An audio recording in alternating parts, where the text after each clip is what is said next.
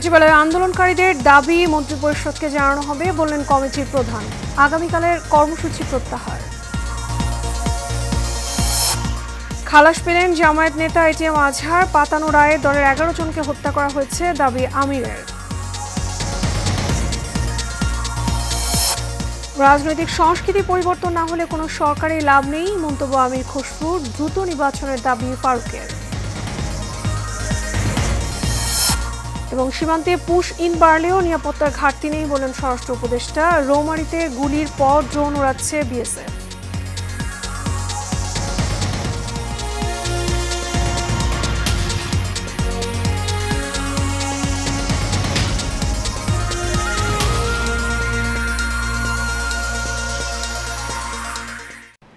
স্বাগত এশিয়ান নিউজে, আপনাদের সঙ্গে আছি আমি মিতা মৌসুমী। শুনছেন বিআরবি কেবল ইন্ডাস্ট্রিজ লিমিটেড সংবাদ শিরোনাম। এবারে চলে যাব বিস্তারিত সংবাদে। সচিবালয় আন্দোলনের বিষয়টি আমলে নিয়ে ভূমি মন্ত্রণালয়ের সিনিয়র সচিব এএসএম সালেহ আহমেদকে প্রধান করে 7 সদস্যের একটি কমিটি গঠন করেছে সরকার। এই কমিটি আন্দোলনকারী প্রতিনিধি দলের সঙ্গে বৈঠকও করেছে। পরে কমিটির প্রধান সালেহ আহমেদ জানান দাবির বিষয়ে মন্ত্রিপরিষদকে জানানো হবে। এদিকে আগামীকাল একদিনের জন্য আন্দোলন স্থগিতের ঘোষণা দিয়েছেন সচিবালয়ের কর্মচারীরা। বিস্তারিত নূর মোহাম্মদ ভুইয়ার রিপোর্টে। দফায় দফায় আন্দোলন বিক্ষোভে অস্থির প্রশাসনের হৃৎপিণ্ড সচিবালয়। সরকারি চাকরিতে অধ্যাদেশ প্রত্যাহার দাবিতে চতুর্থ দিনের মতো বিক্ষোভ করেন কর্মচারীরা। অপরদিকে আন্দোলনকারীদের ফ্যাসিস্ট সরকার দোষর অভিহিত করে তাদের বিরুদ্ধে ব্যবস্থা নেওয়ার দাবিতে সচিবালয়ের উল্টা পাশে অবস্থান নিয়েছে জুলাই মঞ্চ। সচিবালয়ের কর্মচারীরা জানান কোনো সমাধান না আসলে যাবেন কর্মবিরতিতে। প্রত্যেকের একটাই দাবি, এই কালো আইন বাতিল করতে হবে। আমরা বাতিল চাই, আমরা ঘরে ফিরতে চাই। বাট যতক্ষণ পর্যন্ত আমরা এই কালো আইন বাতিল না করব, কোনো অফিসিয়াল অর্ডার না পারবো, ততক্ষণ পর্যন্ত আমাদের ঘরে ফিরে যাওয়ার কোনো সুযোগ নেই। অবৈধ আইন সম্পূর্ণরূপে প্রত্যাহার না হওয়া পর্যন্ত আমাদের সাংগঠনিক এবং কার্যক্রম বা কর্মসূচি চলমান থাকবে। ভূমি মন্ত্রণালয়ের সিনিয়র সচিব এসএম সালেহউদ্দিন আহমেদকে প্রধান করে কমিটি গঠন করে ইতিমধ্যে বৈঠকে বসেছে প্রতিনিধি দলটি। পরে আগামীকাল একদিনের জন্য আন্দোলন স্থগিত করা হয়। নূর মোহাম্মদ ভুঁইয়া, এশিয়ান টেলিভিশন, ঢাকা। মানবতা বিরোধী অপরাধের মামলায় মৃত্যুদণ্ডাদেশ প্রাপ্ত জামায়াত ইসলামীর নেতা এটিএম আজহারুল ইসলামকে খালাস দিয়েছেন আপিল বিভাগ। সকালে প্রধান বিচারপতি ডক্টর সৈয়দ রেফাত আহমেদের নেতৃত্বে 7 বিচারপতি পূর্ণাঙ্গ বেঞ্চ এই রায় ঘোষণা করেন। রায়ের পর আজহারের আইনজীবী বলেন, এই রায়ের মাধ্যমে সত্য বিজয়ী হয়েছে, মিথ্যা পরাভূত হয়েছে। আনসার ইসলামের ক্যামেরায় ওয়ালিদ সিদ্দিকীর রিপোর্ট। মানবতা বিরোধী অপরাধের মামলায় 2014 সালে এটিএম আজহারুল ইসলামকে মৃত্যুদণ্ড দেন আন্তর্জাতিক অপরাধ ট্রাইব্যুনাল। 2019 সালে ওই মৃত্যুদণ্ডাদেশ বহাল রেখে রায় দেন আপিল বিভাগ। পরে খালাস চেয়ে আপিল বিভাগে রায় পুনর্বিবেচনার আবেদন করেন এটিএম আজহারুল ইসলাম। গত 26 ফেব্রুয়ারি ওই আবেদনের উপর শুনানি শেষে প্রধান বিচারপতি সৈয়দ রেফাত আহমেদের নেতৃত্বাধীন 5 সদস্যের আপিল বিভাগ অতিরিক্ত 4টি যুক্তিতে আপিল দায়েরের অনুমতি দেন। মানবতা বিরোধী অপরাধে এই প্রথম কোনো মামলায় সেদিন রিভিউ থেকে মূল আপিল শুনানির অনুমতি দিয়েছিলেন সর্বোচ্চ আদালত।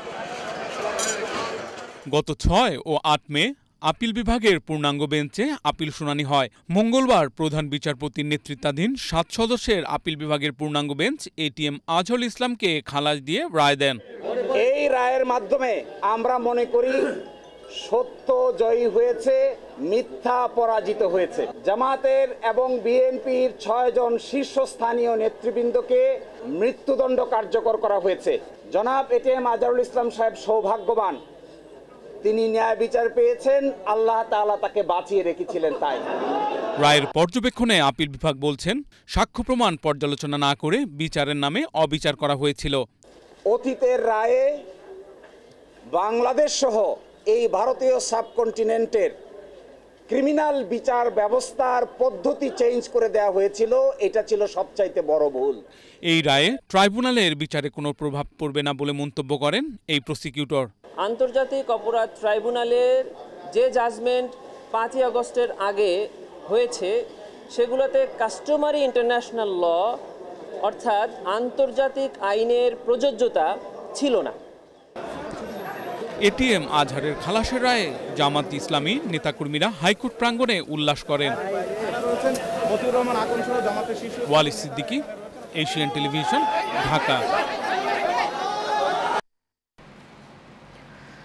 মিথ্যা সাক্ষ্যের মাধ্যমে জামায়াত নেতাদের উপর জুডিশিয়াল কিলিং চালানো হয়েছিল বলে মন্তব্য করেছেন বাংলাদেশ জামায়াত ইসলামের আমির ডাক্তার শফিকুর রহমান।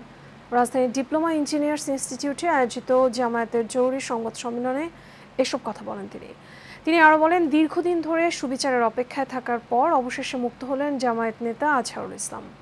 ওয়ালিদ সিদ্দিকের আরও একটি রিপোর্ট। রাজধানীর ডিপ্লোমা ইঞ্জিনিয়ার্স ইনস্টিটিউশনে এটিএম আজহারের রায় ও মুক্তি উপলক্ষে জরুরি সংবাদ সম্মেলনের আয়োজন করে বাংলাদেশ জামাত ইসলামী। এমন একটি সুবিচারপূর্ণ রায়ের জন্য অপেক্ষা করছিলাম, সেই মহান রবের দরবারে হৃদয়ের গভীর থেকে শুকরিয়া আদায় করছি, আলহামদুলিল্লাহ।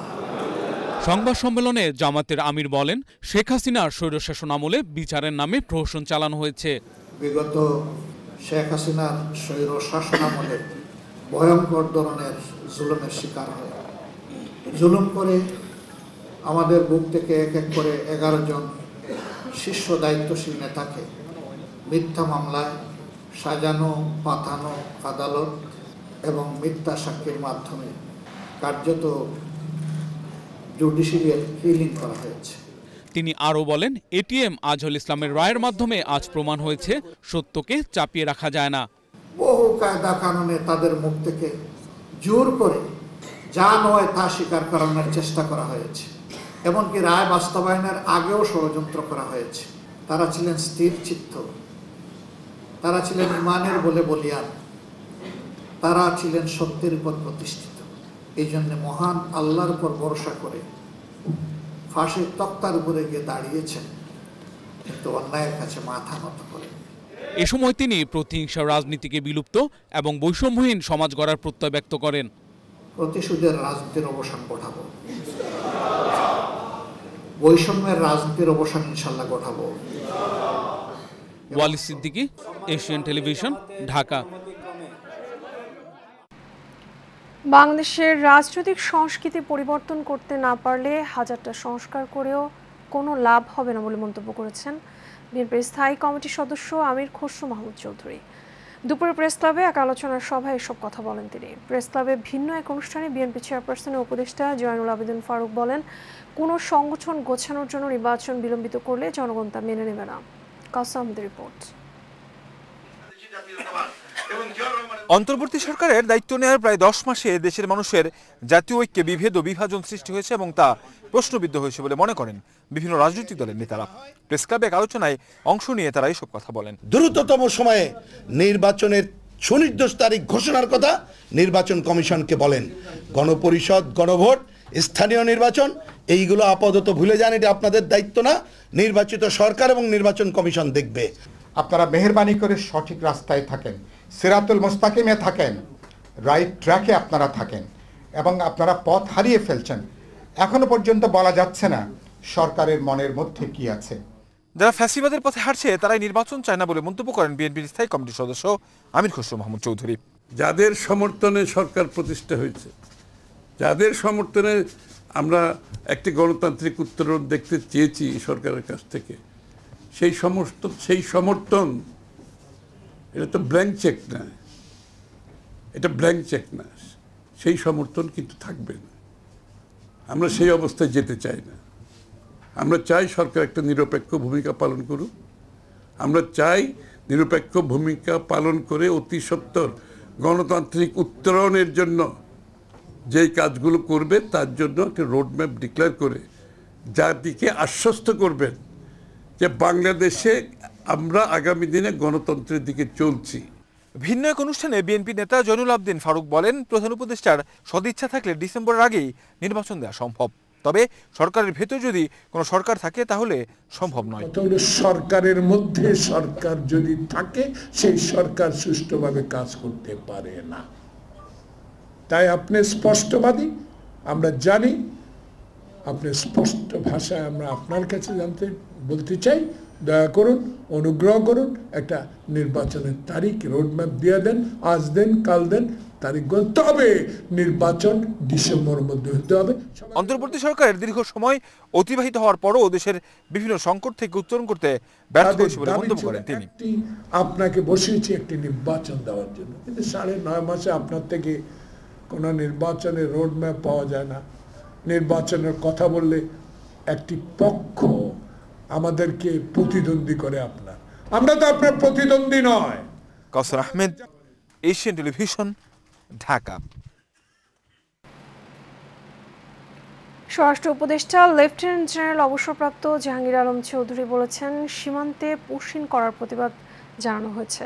ভারতকে যথাযথ প্রক্রিয়ায় বাংলাদেশের নাগরিকদের দেশে ফেরত পাঠানোর অনুরোধ করা হয়েছে। সকাল 10টায় রাজশাহী কারা প্রশিক্ষণ কেন্দ্রে 14তম ব্যাচ ডেপুটি জেলার এবং 62তম ব্যাচ মহিলা কারারক্ষী বুনিয়াদী প্রশিক্ষণ কোর্সের সমাপনী কুচকাওয়াজ অনুষ্ঠানে সাংবাদিকদের প্রশ্নের জবাবে তিনি এসব কথা বলেন। স্বরাষ্ট্র উপদেষ্টা বলেন, সীমান্তে কোনো নিরাপত্তার ঘাটতি নেই, পরিস্থিতি মোকাবেলা করতে প্রস্তুত আছে বিজিবি। পাশাপাশি দেশের অভ্যন্তরে আইন শৃঙ্খলা পরিস্থিতির উন্নয়ন ঘটছে। এর আগে স্বরাষ্ট্র উপদেষ্টা কুচকাওয়াজ পরিদর্শন এবং ডেপুটি জেলারদের র্যাঙ্ক ব্যাচ প্রদান করেন।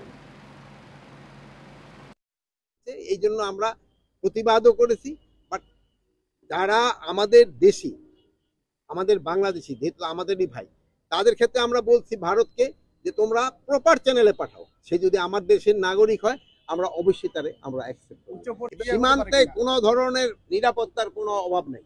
আমরা আমার জনগণ সম্পূর্ণভাবে নিরাপদ এবং সীমান্ত সম্পূর্ণ নিরাপদ। আমার বাহিনী সবসময় যে কোনো পরিস্থিতি মোকাবেলা করার জন্য প্রস্তুত আছে। কোনো রকমের অশান্তি এখানে বর্ডারে হবে না। কুড়িগ্রামের রৌমারী সীমান্তে গুলির পর এবার ড্রোন উড়াচ্ছে বিএসএফ। সকাল 10:45 সীমান্ত এলাকায় ড্রোন উঠতে দেখা যায়। বিষয়টি নিশ্চিত করেছেন বিজিবি বড়াইবাড়ি ক্যাম্পের কোম্পানি কমান্ডার আঞ্জু মিয়া। জানা যায়, কুড়িগ্রামের রৌমারী সীমান্তে পুশিনের ঘটনায় বিএসএফ 4 রাউন্ড গুলি চালায়। ভোরে উপজেলার রৌমারী সদর ইউনিয়নের বড়াইবাড়ি সীমান্ত এলাকায় ঘটনাটি ঘটে। এরপর থেকে বিজিবির পাশাপাশি স্থানীয়রাও অবস্থান নিতে শুরু করেন। স্থানীয় বাসিন্দারা জানান, বড়াইবাড়ি সীমান্তের আন্তর্জাতিক মেইন পিলার এলাকায় ভারতের আসাম রাজ্যের কাকুরিপাড়া ক্যাম্পের বিএসএফ সদস্যরা 14 জন নারী এবং পুরুষকে বড়াইবাড়ি সীমান্ত দিয়ে বাংলাদেশের অভ্যন্তরে পুশিন করেন।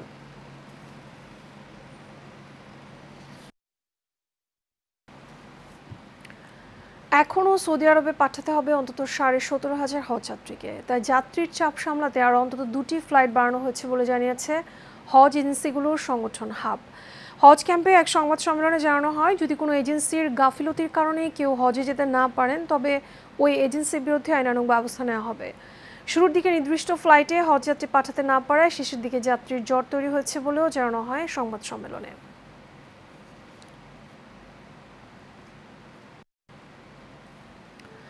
বিএনপি ভারপ্রাপ্ত চেয়ারম্যান তারেক রহমানের রাষ্ট্র কাঠামো মেরামতের 31 দফা নিয়ে কর্মশালা হয়েছে। ছাত্রদল নেতা কাজী জিয়াউদ্দিন বাসিতের উদ্যোগে এই আয়োজন করা হয়। পূর্বাঞ্চলে সিসিইউ এলবি রিসোর্টে আয়োজিত কর্মশালায় প্রধান বক্তা ছিলেন কেন্দ্রীয় ছাত্রদলের সহসভাপতি মোহাম্মদ কাজী জিয়াউদ্দিন বাসিত। কর্মশালায় বিএনপির রাষ্ট্র মেরামতের রূপরেখা, ছাত্র রাজনীতির ভূমিকা এবং জগন্নাথ বিশ্ববিদ্যালয় সহ দেশের বিভিন্ন উচ্চশিক্ষা প্রতিষ্ঠানে ছাত্রদলের সাংগঠনিক কার্যক্রম কিভাবে বিস্তৃত হবে তা নিয়ে বিস্তারিত আলোচনা করা হয়। কর্মশালায় বক্তারা বলেন, বর্তমান দুঃশাসনের অবসান এবং একটি অবাধ, সুষ্ঠু, নিরপেক্ষ নির্বাচনের জন্য রাষ্ট্র কাঠামোর সংস্কার প্রয়োজন। ছাত্রদল সেই লক্ষ্যেই ভবিষ্যৎ নেতৃত্ব গঠনে কাজ করছে।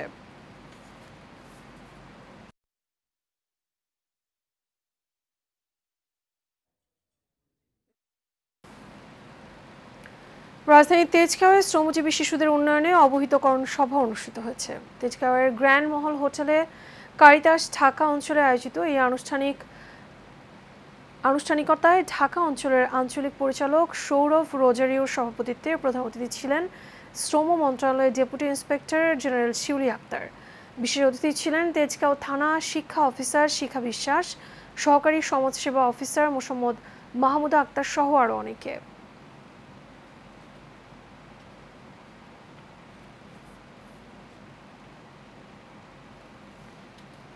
রাষ্ট্র সংস্কারে বাধা নয়, আলোচনা হোক, এমন স্লোগানে কর্মসূচির ঘোষণা করেছে মৌলিক বাংলা পার্টি।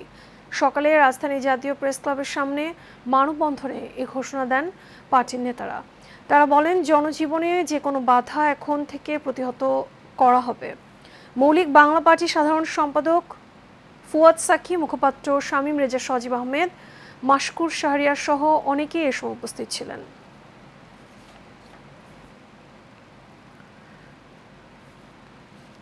বিআরবি হাসপাতাল লিমিটেড উদযাপিত হয়েছে বিশ্ব হেপাটাইটিস বি সচেতনতা মাস 2025। এ উপলক্ষে আয়োজিত এক অনুষ্ঠানে দুপুরে অধ্যাপক ডাক্তার মোহাম্মদ আলীর লেখা বই লিভার জানুন এবং ভালো থাকুন এর উপস্থাপনা হয়। অনুষ্ঠানের প্রধান অতিথি হিসেবে উপস্থিত ছিলেন বিআরবি হাসপাতালের ব্যবস্থাপনা পরিচালক মোহাম্মদ পারভেজ রহমান। প্রধান আলোচক ছিলেন দেশ বরেণ্য প্যানক্রিয়াটিক সার্জন এবং লিভার ট্রান্সপ্লান্ট চিকিৎসার পথিকৃত অধ্যাপক doctor Mohammad Ali.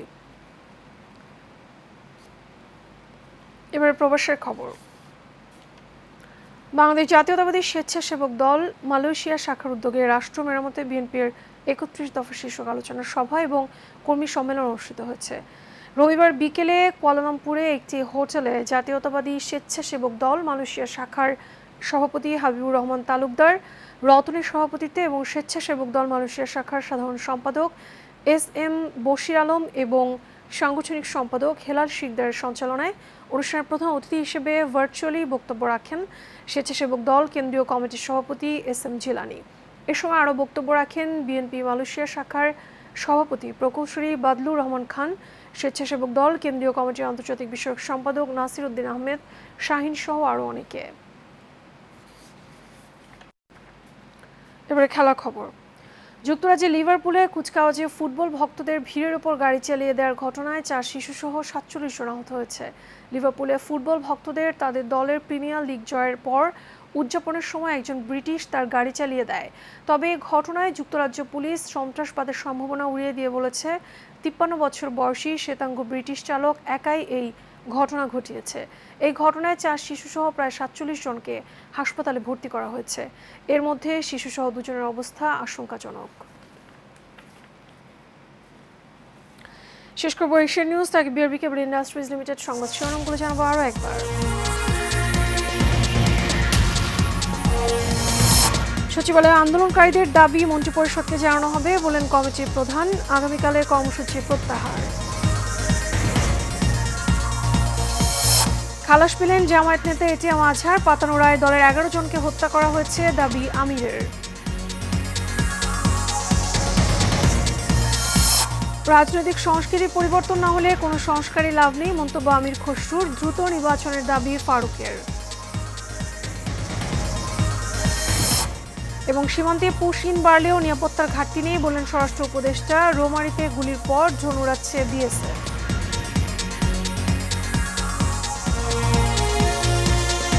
Asian news এ পর্যন্ত। আমাদের পরবর্তী সংবাদ দেখার আমন্ত্রণ রইল।